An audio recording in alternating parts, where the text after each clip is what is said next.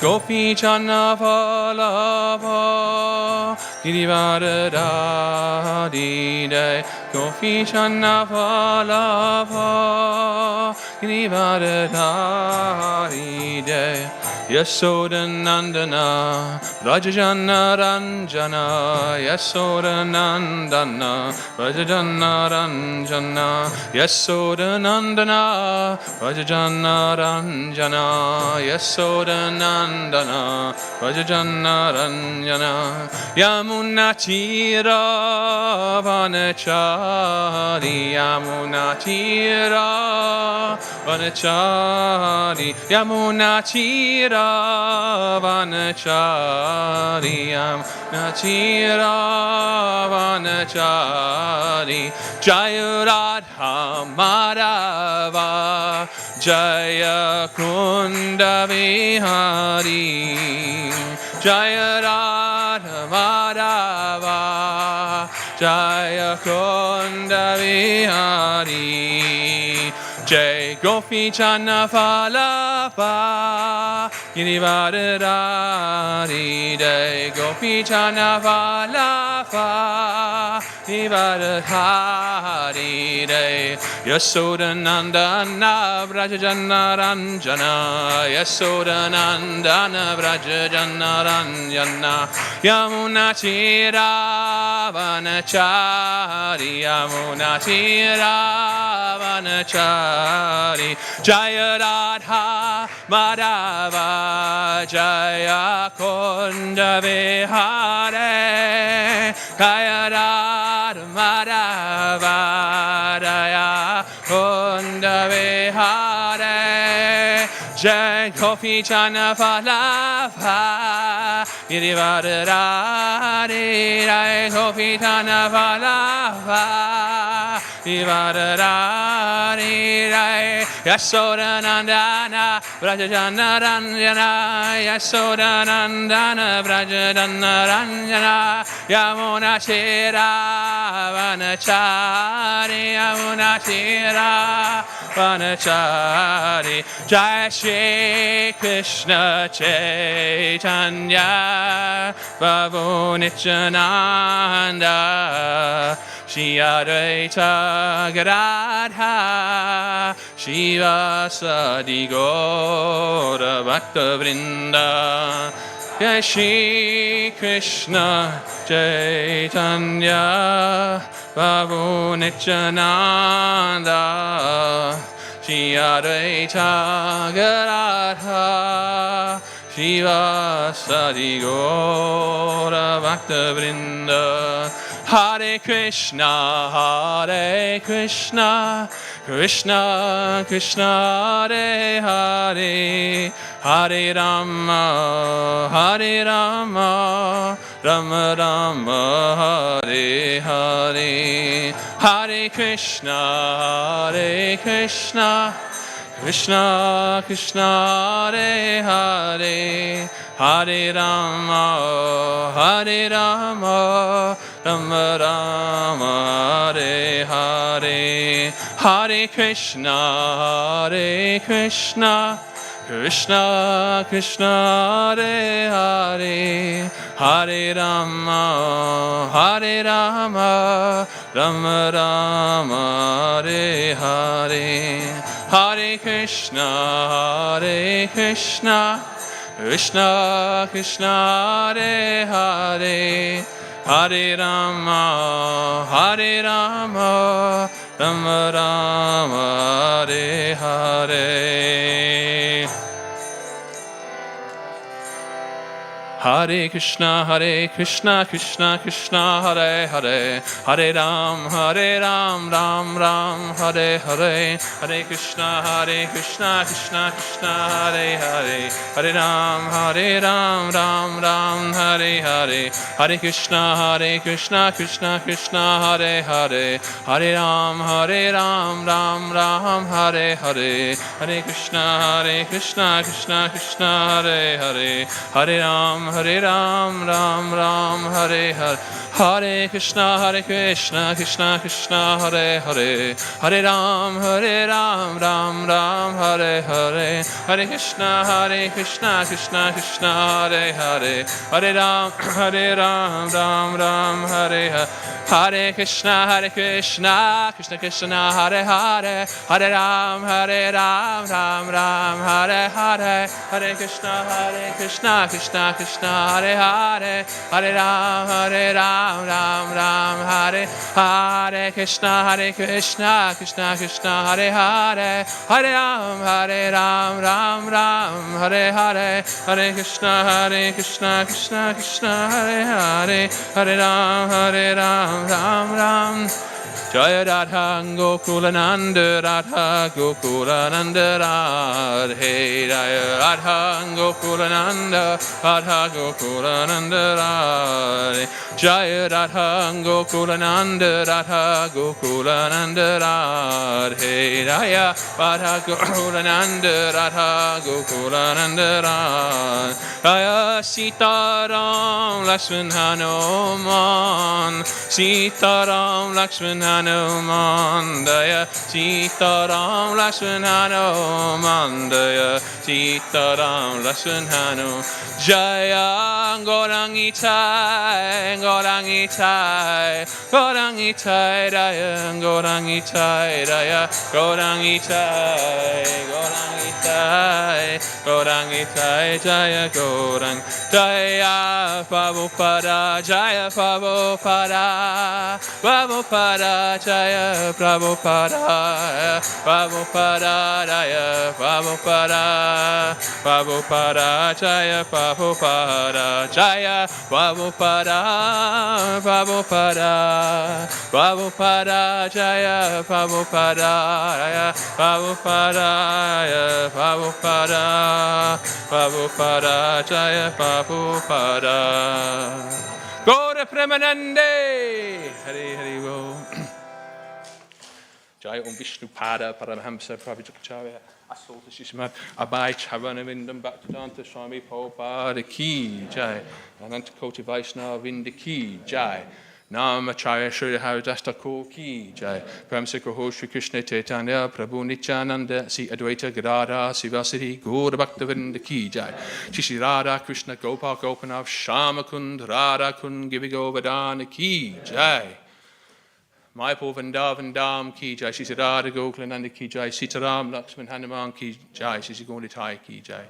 All glories to somebody devotees. All glories to somebody devotees. All glories to Shri Guru and Shri Gauranga.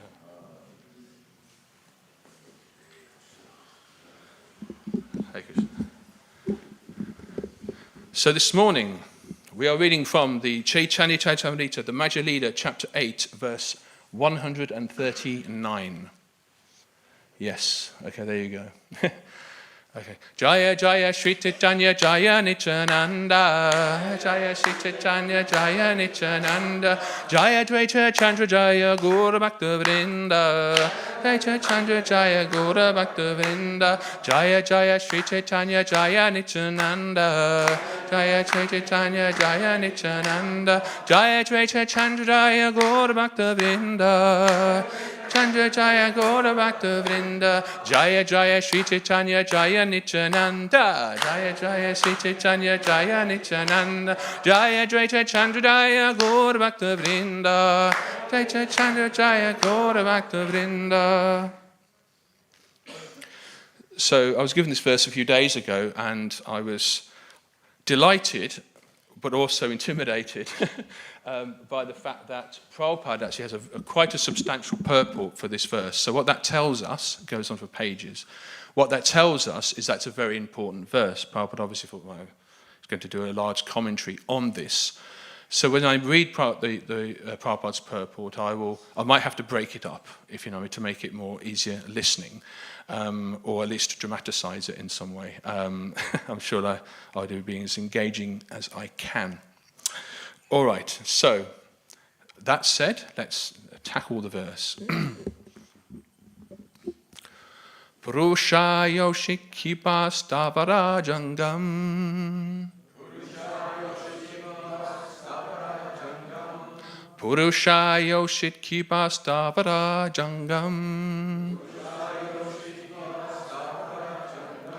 Sava chitta kasaka saksat manmatamadan. Sava chitta kasaka saksat manmatamadan.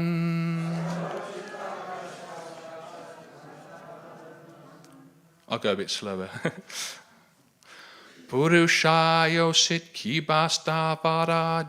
Excuse me. Purusha yosit kipastavara jangam. Sava chitta kasaka saksat manmatamadan.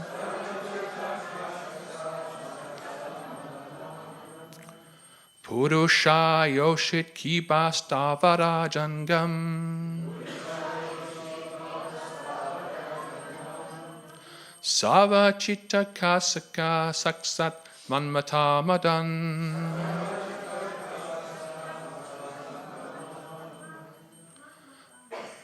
Purusha yoshit kipastavara jangam.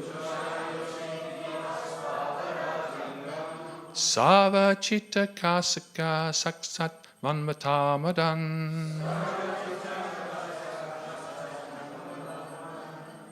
Shall I open it out or shall I do one more? I think we need another one, don't we? Yeah, why not? Purusha yoshit kipastavara jangam. Sava chitta kasaka sakshat matamadan. Gentlemen, please.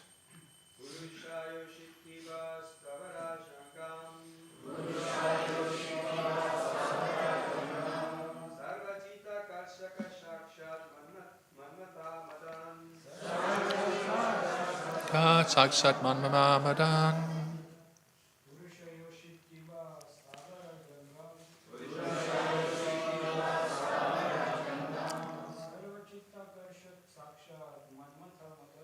Sava chitta kasaka saksat manmatamadan. Purusha yoshit kipastavara jangam. Sava chitta kasaka saksat manmatamadan. Ladies, please. Purusha yoshit kipastavara jangam. Sava chitta kasaka saksat manmatamadan. One more, come on. Purusha yoshit kipastavara jangam.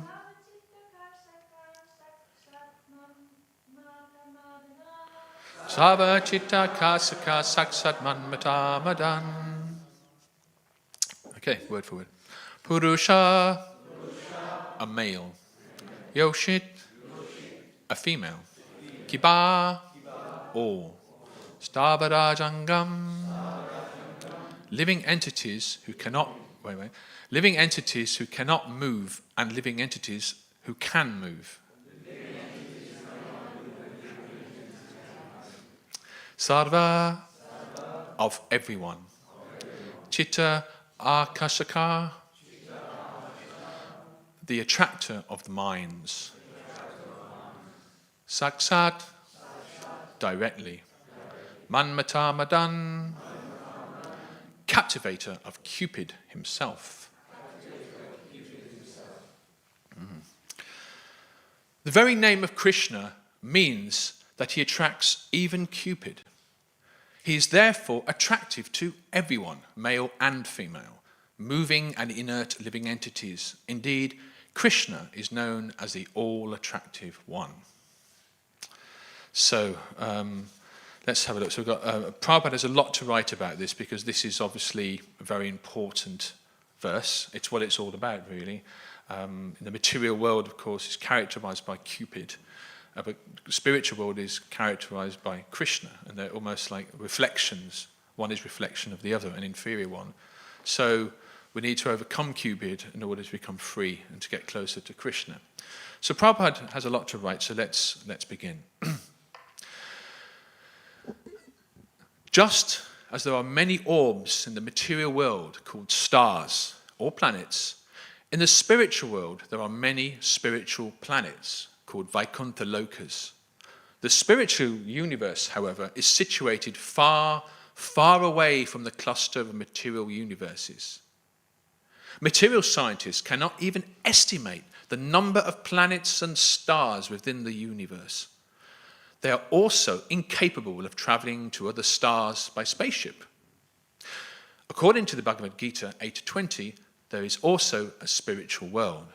Parastasmat bhavesnyo yakto vyaktat sanatanaha yasavesu bhutesu nasyatsu na vinashyati. Yet there is another unmanifest nature, which is eternal and is transcendental to this manifest and unmanifest nature, matter. It is supreme and is never annihilated. When all this world is annihilated, that part remains as it is. Thus, there is another nature which is superior to material nature. The word bhav or swabhav refers to nature. The spiritual nature is eternal, and even when all the material universes are destroyed, the planets in the spiritual world abide. They remain exactly as the spirit's soul remains, even after the annihilation of the material body. That spiritual world is called aprakrita, anti-material world. In this transcendental spiritual world or universe, the highest planetary system is known as Goloka Vrindavan. That is the abode of Lord Krishna himself, who is all spiritual. Krishna is known there as Aprakrita Madan. The name Madan refers to Cupid, but Krishna is the spiritual Madan. His body is not material like the body of Cupid in this material universe. Krishna's body is all spiritual, Satchit Ananda, Vigraha. Therefore, he is called Aprakrita Madan. He's also known as Manmata Madan, which means he's the attractive even to Cupid.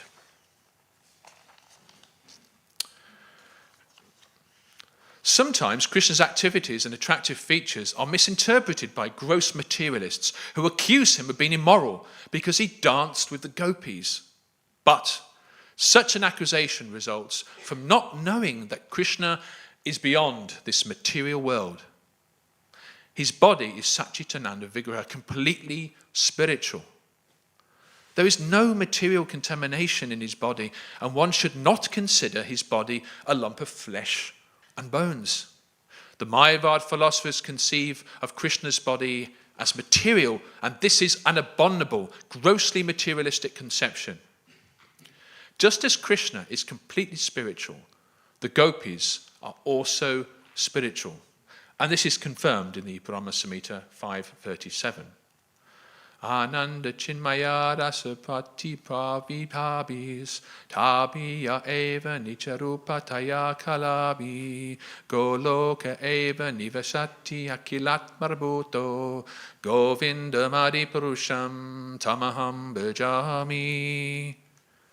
I worship Govinda, the primeval Lord. He resides in his own realm, Goloka, with Radha, who resembles his own spiritual figure and who embodies ecstatic potency, Ladini. Their companions are her confidants, who embody extensions of her bodily form and who are imbued and permeated with ever blissful spiritual ras. What I wanted to do was to break up the purport a little bit into pieces so it's easier for us to digest. So I'll do the mantras now and I'll continue with this purport in just a moment.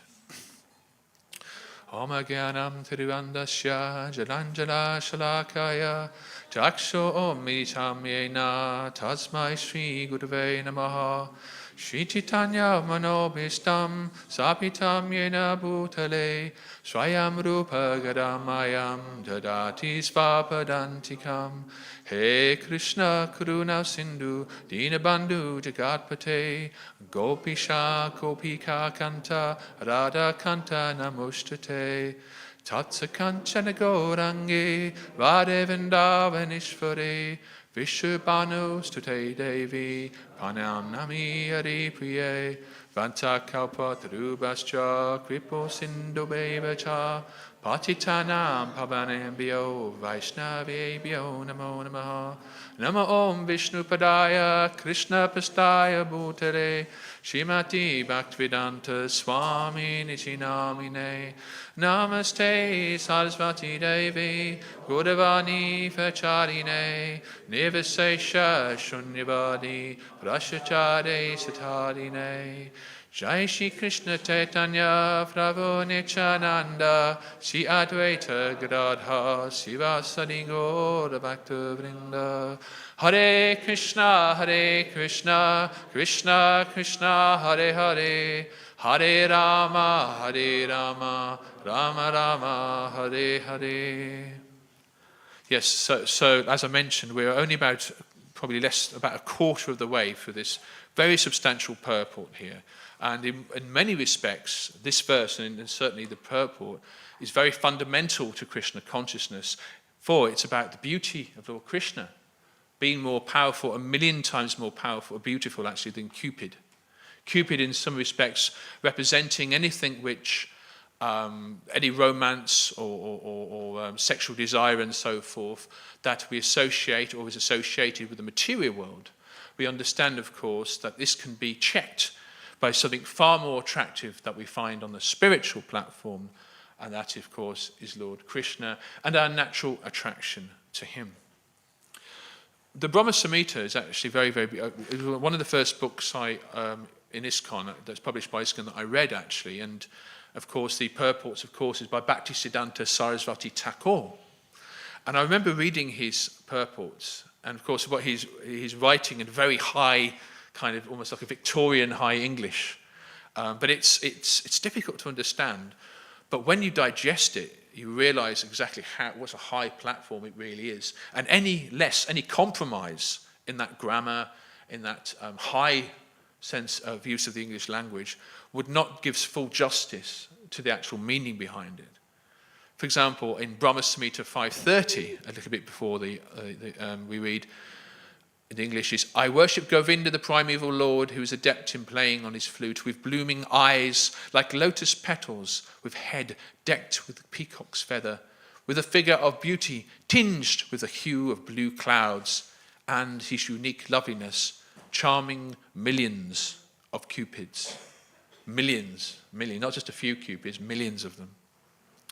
Millions of times more attractive than anything the material world can offer. Bhaktisiddhanta's purport, this is the English I was telling you about. Just as a lotus petal produces a pleasant sight, so the two beautiful eyes of Krishna, who causes the manifestation of our spiritual vision, display the unlimited splendor and beauty of his moon-like face. The loveliness that adorns his head with peacock feather figures, the corresponding feature of the spiritual beauty of Krishna. Just as a mass of blue clouds offers a specifically soothing, pleasant view, the complexion of Krishna is tinged with a spiritual dark blue color. The beauty and loveliness of Krishna is far more enchanting than that of Cupid multiplied 1,000,000-fold. So this is a clue in a sense. This is Krishna here, Bhaktisiddhanta and Prabhupada, and Krishna ultimately, of course, is giving us a clue to how we can overcome Cupid and the temptations of Cupid and mundane desires and so forth that bond us to this world. And that's to meditate on the beautiful form of Krishna, meditate on the superior. There's no way we can give something up. If we have nothing and we have something in our hand which is illicit or which is something which is material, if it's all we have, if we're in a desert and what we have is, I don't know, something which is some junk food or whatever, We are going to have that because we don't have a choice. So the only way to become less interested in this is if we have something that is higher in the other hand, something which is superior or more attractive. And then we think, oh, this is better, we engage with this, and this becomes irrelevant. We're not interested anymore. However, if we are not tuned into Krishna consciousness, then we are bound to be enamored and guided and entrapped, if you like, by the material world and everything that Cupid can offer, including sexual desires and so forth. Interestingly enough, the word Cupid is actually a Latin word. It's not a Sanskrit word, it's Latin. Is it not? He's Italian, so I'm referring to.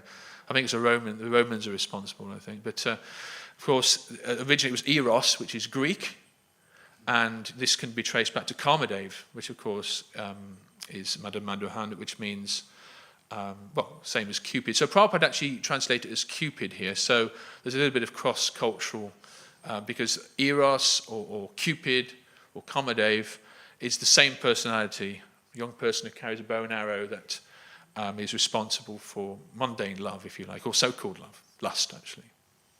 But let's continue with the purport, otherwise we'll never get through it, and that's very important that we do. So, going back to Prabhupada's purport, we've just read from the Brahma Samhita. Then, the gopis are also of the same spiritual quality, Nija Rupataya, because they are expansions of Krishna's pleasure potency. Neither Krishna nor the gopis have anything to do with lumps of matter or the material conception. In the material world, the living entity is encaged within a material body, and due to ignorance, he thinks that he is the body. Therefore, here the enjoyment of lusty desires between male and female is all material. One cannot compare the lusty desires of a materialistic man to the transcendental lusty desires of Krishna.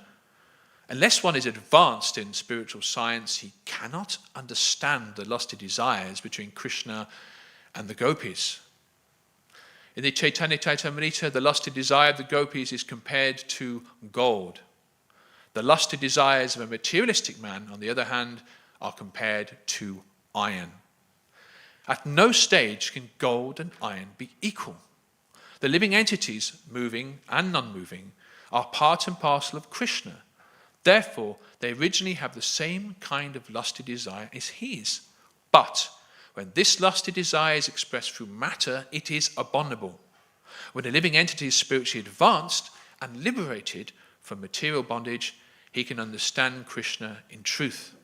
As stated in the Bhagavad Gita 4.9, Janma kama channe divyam evam yo veti tatvataha chvyaktvādenam punā janma naiti mameti sorjuna. One who knows the transcendental nature of my appearance and activities does not, upon leaving the body, take his birth again in this material world, but attains my eternal abode, O Arjuna.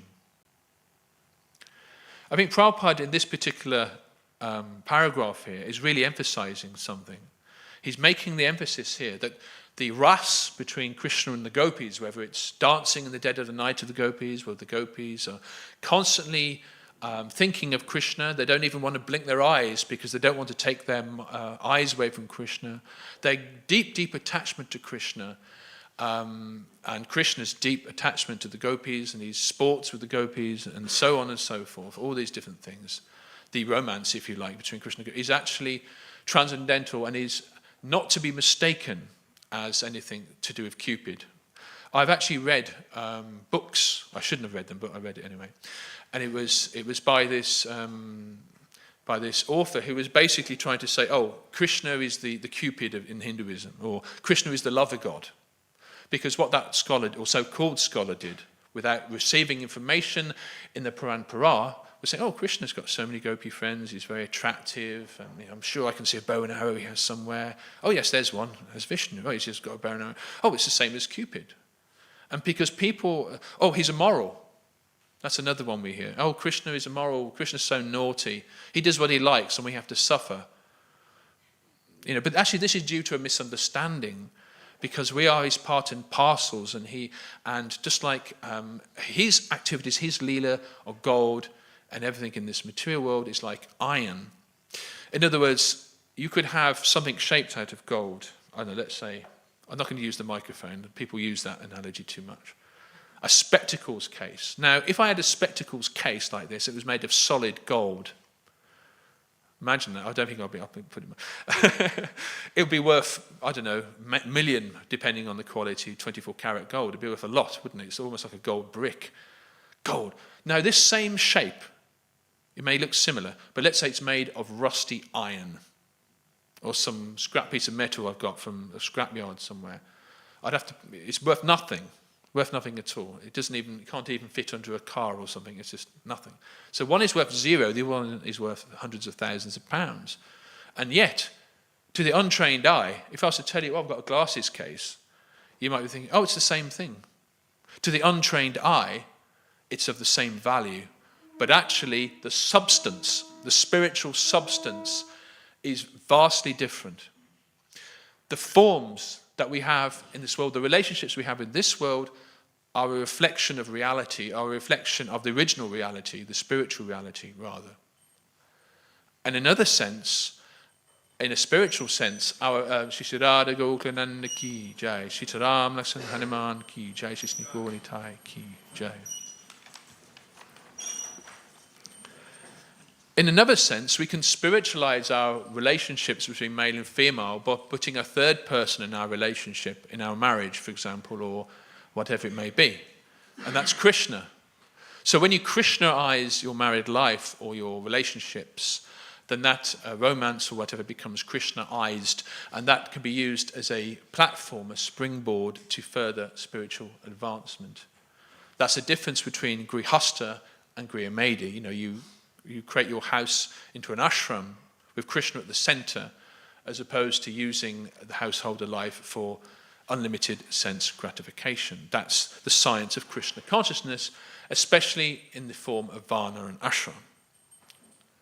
Prabhupada purport continues. When one can understand the body of Krishna as well as the Lord's lusty desires, one is immediately liberated. A conditioned soul encaged within the material world cannot understand Krishna. It is stated in the Bhagavad Gita 7.3, out of many thousands among men, one may endeavor for perfection, and of those who have achieved perfection, hardly one knows me in truth. That's actually one of the most famous verses of the Bhagavad Gita. That's the first thing you learn when you do Bhakti Shastri or you're on the Bhakti program, is that one. In other words, a lot of people talk about Krishna, they pretend to know Krishna, but to actually know Krishna in truth is you need to be a lot more focused. Just like I mentioned that scholar earlier, he thought he knew Krishna, but actually he was a million miles away from Krishna, just like iron is to gold, a big difference between the two. The word siddhaye indicates liberation. Only after being liberated from material conditioning can one understand Krishna. When one can understand Krishna as he is, tattvata, one actually lives in the spiritual world, though apparently living within this material body. This technical science can be understood when one is actually spiritually advanced. Of course, that means, Srila Prabhupada was probably the best example. He was physically manifest for people to see, to speak to when he was on this earth. But he took the spiritual world with him. We cannot say his body was material. That's why spiritually advanced people, they get put into samadhi, because their body is not cremated. It is regarded as sacred. And of course, we can see that samadhi in Vrindavan today, the temple of the samadhi, rather.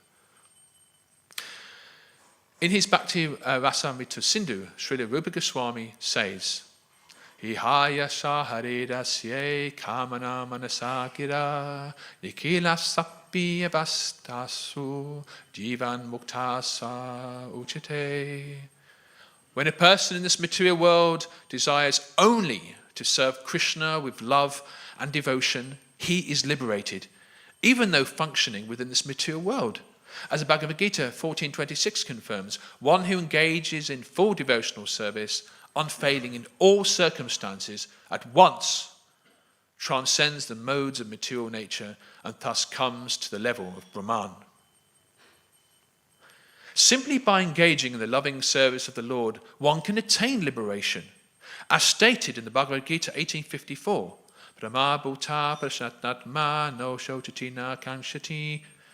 A person who is highly advanced in spiritual knowledge and who has attained the Brahma Bhuta stage neither laments nor hankers for anything material. That is the stage of spiritual realization. Of course, I must add at this point, so a spiritually advanced person does not hanker for anything material. It does not mean that he cannot use material things in this physical world in Krishna's service.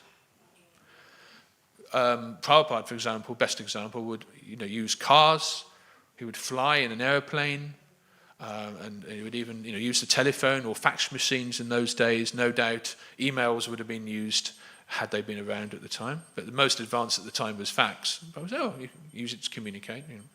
Use it in Krishna's service, or we use laptops, computers, or digital screens now. In Krishna's service. So you spiritualize matter, you turn iron into gold, you see. And when it's engaged in Krishna's service, it becomes helpful and conducive to spiritual life rather than detrimental. Otherwise, if not, even if we're doing our devotional service, become overly attached to things, then we're overly attached to something, we have a non-devotional attitude towards things, and slowly that becomes material, if you like. So a spiritually advanced person knows how to engage the practical world around him in Krishna's service, but ultimately he is detached. I think it was Moksha Lakshmi Prabhu actually who said, I can't remember, don't worry about the detail, but someone said a Prabhupada disciple gave Prabhupada a watch. What's a watch? Prabhupada is a nice watch. It was quite an expensive watch. I think it was a fairly good one. Prabhupada put it on. He wore it for about half an hour, then gave it out to his next guest. He wore it to kind of make it into a kind of a sacred watch, I guess, a Maha watch. But ultimately, he wasn't going to. It was Prabhupada's remnants watch. Oh, Prabhupada's watch. But ultimately, he was detached. He was only wearing it really for Krishna's service. He wasn't going to be proud of his watch. He was proud of nothing. He was so many things he took and then would give away like that. Let's continue. Srila Bhaktivinoda Thakur considers the Brahmabhuta stage in two divisions, Sarupgata and Vastugata. One who has understood Krishna in truth but is still maintaining some material connection is known to be situated in his Sarup, his original consciousness. When that original consciousness is completely spiritual, it is called Krishna consciousness. One who lives in such consciousness is actually living in Vrindavan. He may live anywhere. Material location doesn't matter. I think this is really important, and Prabhupada here really is expanding here on this verse, and he's really making this purport. It's almost like the A to Z of Krishna consciousness in this one purport. In fact, every purport's like that if you have the eyes to see. But this purport is very substantial. So here now, Prabhupada is saying, that Vrindavan is a state of consciousness. You can go to Vrindavan, you can go to Lloyd Bazaar and buy yourself some dhotis and a langi and maybe a new bead bag or something like that. That's okay, that's spiritual. But without you really to understand, to properly enter into Vrindavan, you really have to get into the mood of Vrindavan. There was a Times reporter who was different from the scholar that I mentioned earlier, another rascal. A Times reporter did this magazine article, it was about Vrindavan. But she obviously went there with mundane eyes and, saw only iron, as it were. She the poverty, the widows, the this, the open sewage, except all these things that would be regarded as physically negative. And this is what she spoke about. And of course, this was nothing to do with the Krishna book. But those with the eyes to see, and those in Krishna consciousness, actually are able to tap into Krishna's Leela. Of course, that requires an advanced level of realization to be realistic. But as devotees, we have to go to the holy places, even including Bhaktivedanta Manor, any holy place really, which is an embassy of Vrindavan. Especially, of course, holy places in India, where Krishna walked on the earth. We have to go in the right mood. So we're looking for gold when we go to the holy places. We're not, or even when we're associating with devotees or each other, we're looking for the gold in them. We're not looking for the iron. We're not looking to criticize each other or to try to find some faults, because then we are in material consciousness. We are looking to glorify the devotees. We're looking to preach Krishna consciousness and to receive gold, hold gold, and to give gold. When by the grace of Krishna one thus advances, he becomes completely uncontaminated by the material body and mind, and that time factually lives in Vrindavan. That stage is called Vastugata. One should execute his spiritual activities in the Sarupgata stage of consciousness. He should also chant such spiritual mantras such as Om Namo Bhagavate Vasudevaya and the Chinmaya Gayatri, Klim Krishnaya Govindaya Gopijana Balaba Svaha, and Klim Kamadevaya Vidmahe Pushpa Banaya Dimahi Nano Nagaha Pachodayat. These are the Kama Gayatri or Kama Bija mantras. One should be initiated by a bona fide spiritual master and worship Krishna with these transcendental mantras. I think that warrants a mention as well there. So the Gayatri mantras, I mean, there's different Gayatri mantras, as Keshav Maharaj was discussing yesterday. In ISKCON, of course, when one receives the Gayatri mantra, it is called second initiation, and therefore from that point it's a lot more serious, a lot more responsibility when one is Brahmin initiated. But one also has the opportunity to cook for the deities and perform deity worship, whether at home or, of course, at the temple. And so therefore it is accompanied by the Gayatri mantra, which brings one closer to Krishna. I remember this one devotee during the lockdown who was in 2020, was doing deity worship. He was called in an emergency because of the COVID situation. And this devotee in question was an experienced pujari. And at the time, there was a lack of trained pujaris resident of the temple, so he was brought in to do some emergency deity worship at the time, with his mouth, of course.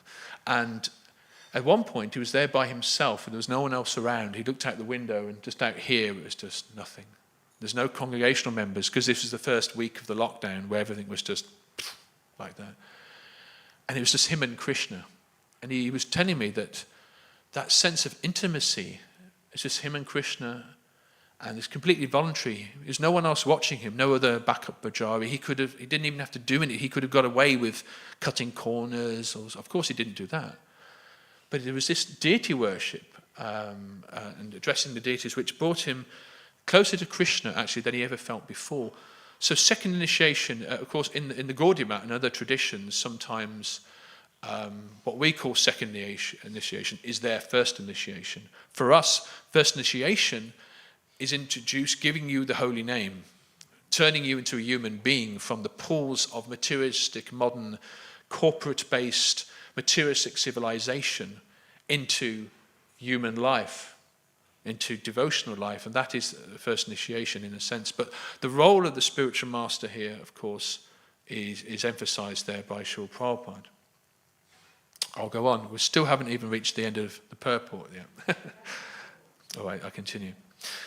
As explained by Krishnadas Kaviraj Goswami in the previous verse and the current verse, Vrindavane aprakrita navina madan kama gayatri kama bijay janra upashan purushayo sikhiba stavra jangam savachita kasaka sakshat manmata madan. A person who is properly purified and initiated by the spiritual master worships the Supreme Personality of Godhead, Krishna, by chanting his mantra, the Kama Gayatri with the Kama Bija. As Bhagavad Gita 1865 confirms, one should engage in transcendental worship in order to be fit for being attracted to Krishna, the all-attractive. Always think of me and become my devotee worship me and offer your homage unto me. Thus you will come to me without fail.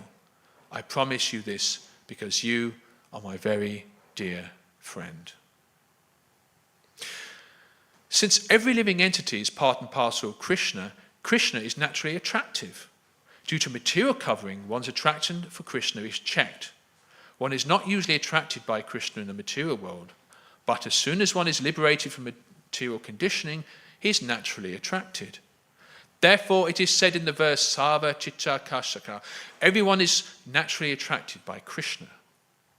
This attraction is within everyone's heart, and when the heart is cleansed, that attraction is manifested. Cheto Dapana Marjanam Bhava Maha Davagni Nivapanam. That's the end of the purport. Prabhupada was quite serious there. Of course, back to remind ourselves of the original verse of 8.139. The very name Krishna means he attracts even Cupid. He is therefore attractive to everyone, male and female, moving and inert living entities. Indeed, Krishna is known as the all-attractive one. So as mentioned before, our attraction to Krishna, in one sense, is a measurement. Our attraction to Krishna's form, pastimes, reading about Krishna, thinking about Krishna, talking Krishna Katha, doing seva, doing devotional service to Krishna, is in one sense a measurement, a measuring rod of our spiritual advancement, because Krishna is the predominating feature of the spiritual world. But moreover, Krishna is the origin of everything. He is the original person, and we're his part and parcels. Therefore, we cannot be happy, without him. Just like we are a leaf of a tree, once that leaf is separated from the branches of the tree, just like in the autumn, it falls to the ground, it becomes rotten, and then it gets swept away by the park keeper or something. But if it remains attached to the tree, it remains healthy and green. And Krishna is the trunk, if you like, or the roots even, of that tree. The root of everything, both spiritual and material. I am the root of all spiritual and material things. Everything, he says, emanates from him. So therefore, understanding this, we are trying to be Krishna, mini shadow Krishnas, if you like, trying to enjoy without Krishna, trying to enjoy the opposite gender without Krishna. We're trying to enjoy our senses, enjoy our bodies without Krishna, does not bring us happiness. Actually, Krishna himself says he is not sex life, he is sex life which is not contrary to religious principles. Even the Bible says, go forth and multiply. In other words, sexual activity, the relationship between male and female is natural and healthy, but should be engaged for propagating Krishna-conscious children in grihastha or married life, with Krishna, of course, at the center. And therefore, that is the spiritual platform, and that is the route, the safe route, actually, for the vast majority of the population. Of course, on the subject of varna and ashram, brahmacharya, time for study, focus, grihastha, where most people have to get married.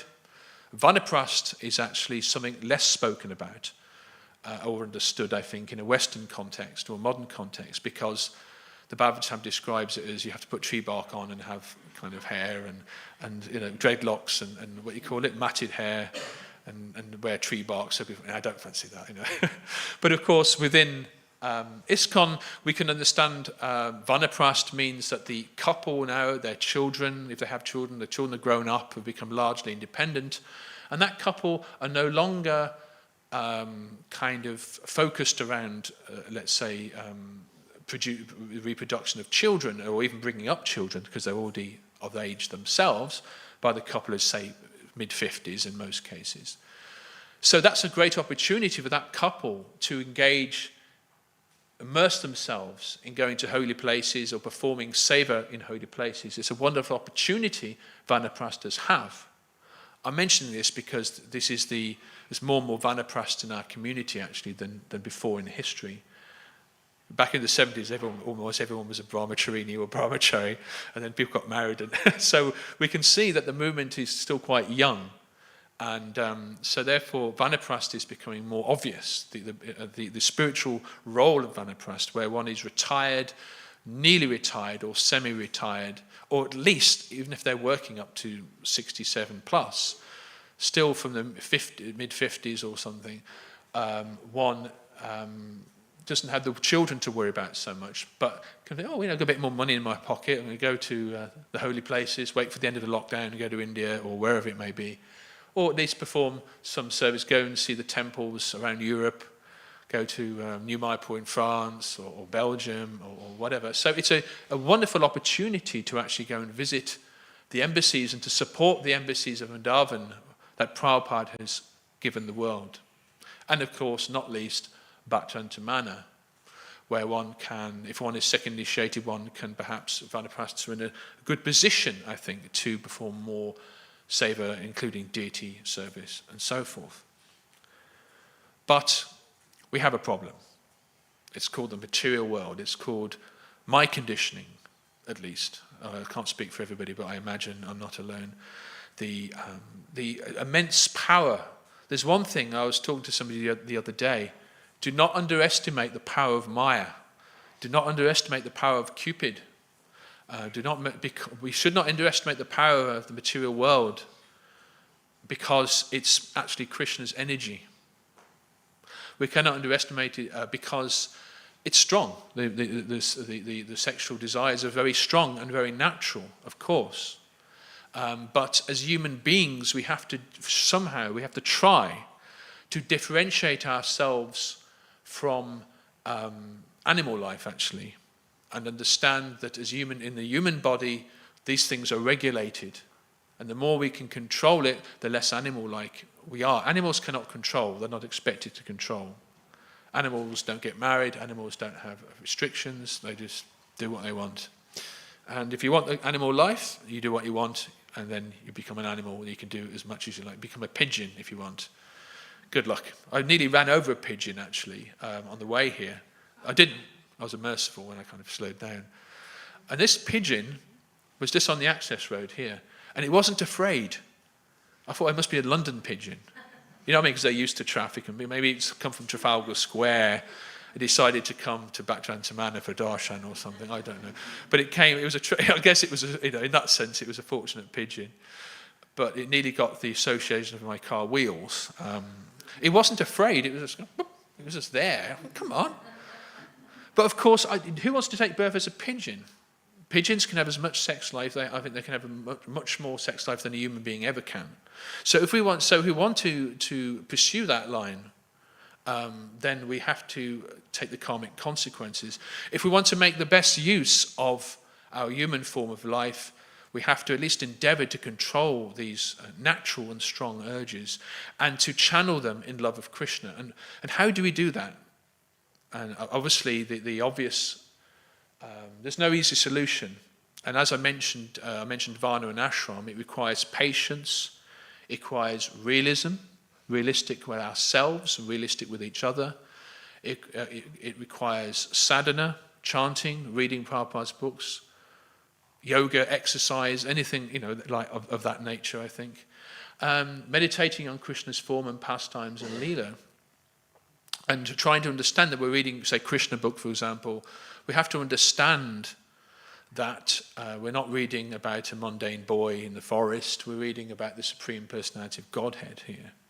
This is not to be judged by our moral constraints, or we should not be envious of Krishna. We should be happy for Krishna. He's the supreme viewpoint. We enjoy when he enjoys, just like we get watered when the root of the tree is watered. Otherwise, you water an individual leaf, the water drops off the leaf like that. You water the root, then you are fed, like that. But we don't truly believe it, though. We don't really. Well, I speak for myself. We don't truly have faith because we're afraid. We're afraid that we'll lose something. We'll lose something material.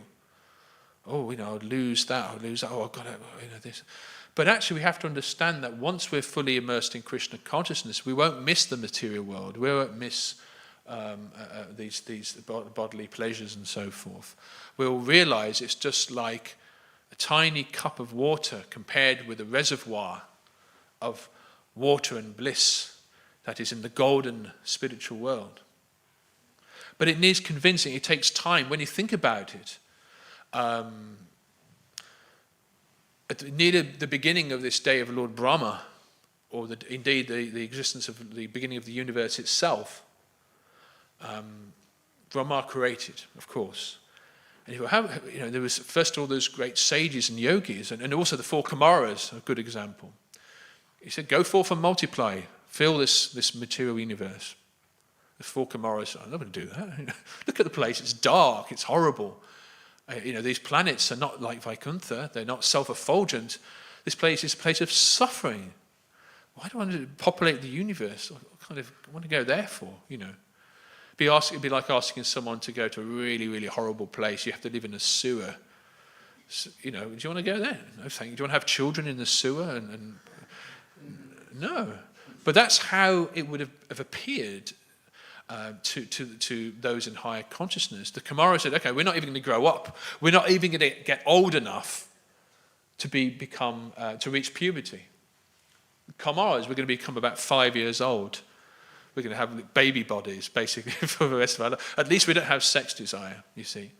As soon as you get to a certain age, these things start to come in. But here's the thing. The four Kumaras weren't cheating in a sense, because, I'll tell you what, they had the power, the mystic power, to be able to maintain themselves as being young, thus having no sex desire. At the same time, it also took some degree of humility, because they were also saying, if we get old, this is going to overpower us. We have to understand, if the four Kumaras were afraid of it, we have to also be afraid of it. That urge represents, if you like, the scaffolding principle of this universe and the population within it, or indeed why there's a population within it. From plants, flowers, from the pollen to the flower, the male and female, animals, insects, they're all doing it. Humans, otherwise we wouldn't be here. So it's not unique, it's not original, but it is powerful. And therefore the only way we can be free from it is some of the ways I've described. But even then, it is a gradual, realistic process, and we have to protect ourselves, actually.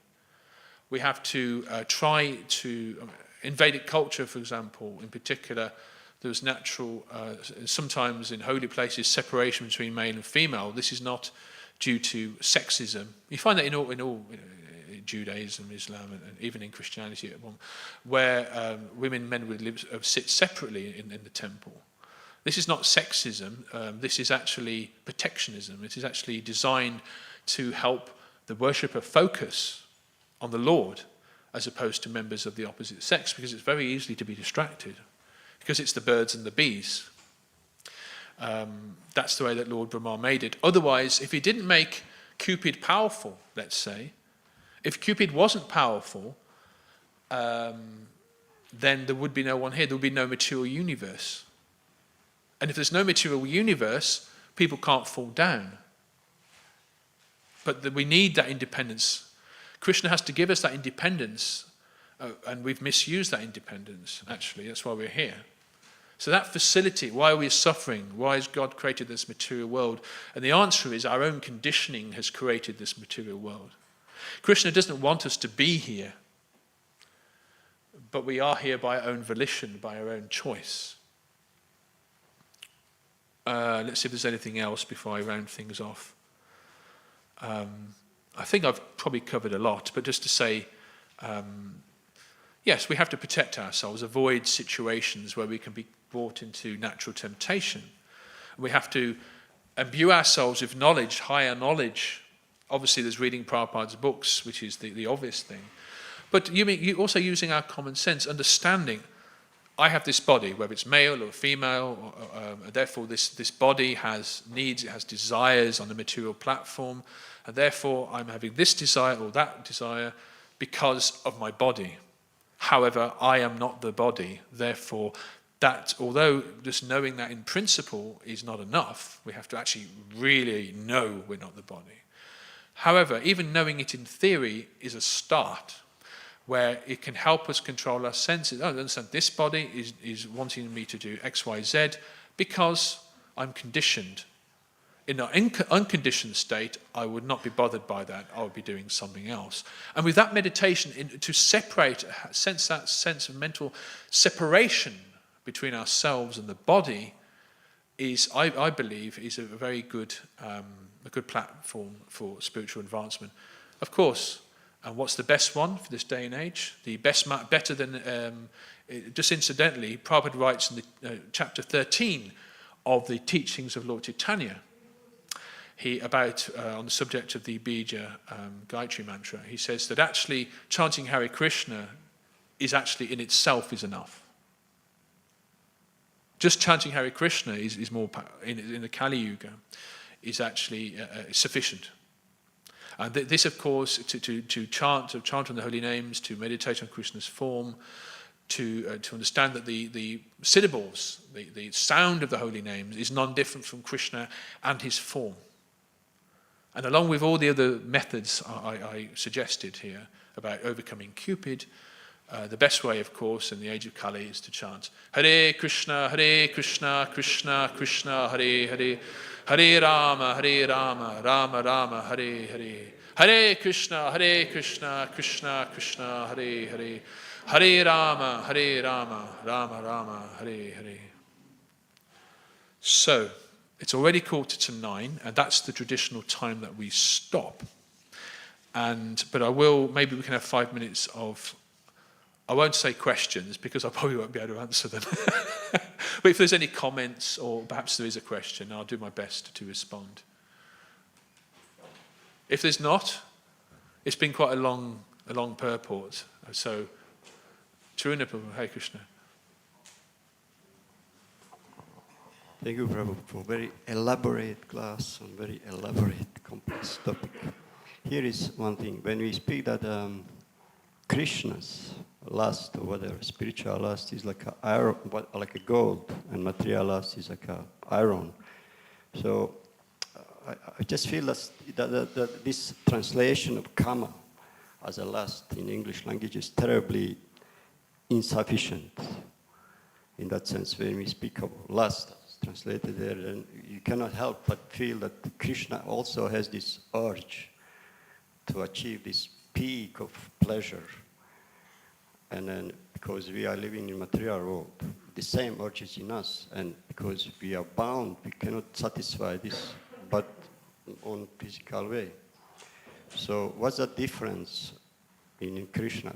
Because he feels, he also feels this urge to enjoy pleasure, to achieve this top pleasure, but then these gopis. It's interesting, actually. I hope I've understood your main point here. If I haven't, forgive me.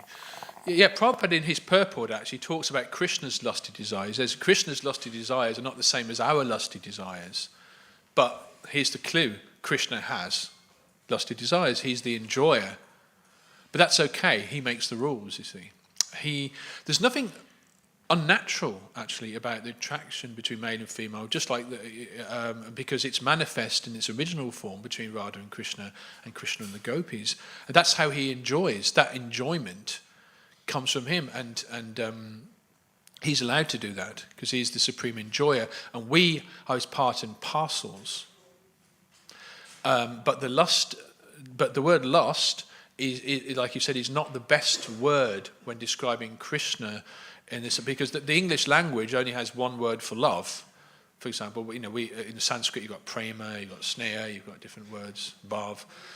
Whereas in the English language, lust or love or whatever, there's only one word, and it's not sufficient actually. And therefore we think, oh, Krishna is lusty, how can that be? But actually it's a transcendental lust. It's the original form of lust, the original love actually. love, everything, the scaffolding of the spiritual world is love, actually, based on love of Krishna, the scaffolding of the material world is lust. Prabhupada mentions lust in the purport here, but actually we have to, the best way for us to meditate on that is understand that that's not material, but that's actually all about love. I hope that helps in some way. It's quite a deep subject, actually, and it's very easy to misunderstand. I don't think that our method of preaching should be to bring a newcomer in and start talking to them about the rasa dance or something like that. It's actually the 10th canto of the Srimad Bhagavatam, and the original idea is that the first canto is Krishna's feet, and you work your way up the cantos of the Bhagavatam till you get to Krishna's face towards the end of the Bhagavatam. So there's a process of, in the middle is the 5th canto, which is all about cosmology. It's like a rite of passage. If you're serious, you get past the 5th canto and ready for the rasa at the end. Anything else? Okay, Vishnu Prabhu. One last comment and then we'll take a break. I just want to make a comment on this Krishna feeling lusty desire, not like we do, but yeah, of course.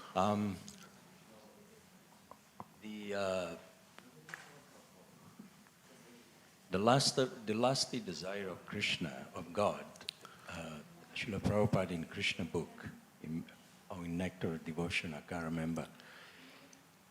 It's somewhat, it's actually a divine feeling, conjugal feeling with his own happiness, because everything Srimati Radharani and all of us, all the living entities, all the creation, it's from the internal potency of Krishna, of God. So therefore, and for a man, for example, to feel lust towards his own internal happiness, it's something like a sacrilege, you can't. It's like a member of the family feeling lusty towards his daughter or son. It's very unnatural. It's not natural inclination. So the lusty, because we are all from the internal potency of Krishna, we are there to give him pleasure. In other words, Srimati Radharani is the happiness of Krishna. So when Krishna, when he sees himself in the mirror, his own reflection. Oh yeah, in the pond, yeah. Yeah, so we think, he's attracted to his own beauty, but actually he's attracted to the internal potency. He sees his own happiness, Srimati Radharani and all the living entities, and he's attracted, he's enchanted.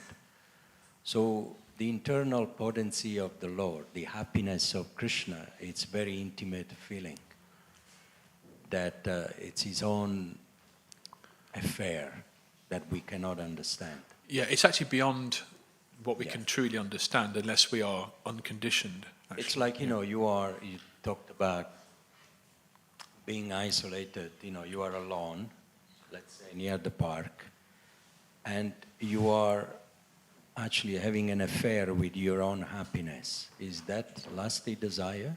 You're enjoying your own happiness, your internal feeling. It's deep. It's deep, and it's not mundane, and nobody can sexual, take it away from you. And that's actually the affair of God. It shouldn't be misunderstood. That absolutely, I think that the key here is that it should not be misunderstood. I think this is something that is prominent in Prabhupada's purport. It's easy for the conditioned mind to judge Krishna, to judge this situation by our own conditioning and the rules and the morals even, or even the language or the grammar, if you like, of different languages, to try to explain it. But actually this is something which is beyond the mundane, and we can try to understand it. We can't truly understand it, at least I cannot. But we can understand that it is not to be understood in a material way. And that Krishna is the original person from which everything emanates. both male and female, and he is the supreme enjoyer and the all-attractive one, and the source of all pleasure. And we have to qualify ourselves to get out of this suffering material world. It is something we have to immerse ourselves in, and by overcoming lust as much as we can. Okay, I think we'll stop there. Shri Chaitanya Charitamrita ki jai. Assembled Vaishnavas ki jai. All glory to some devotees.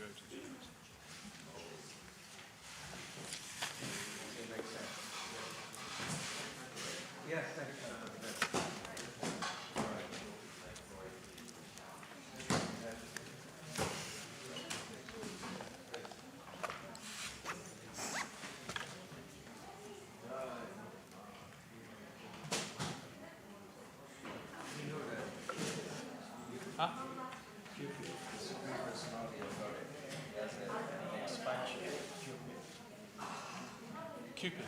Yeah, and it's in Bhagavatam says he's got a material body. He has a material body. But actually, at the same time, it's a spiritual.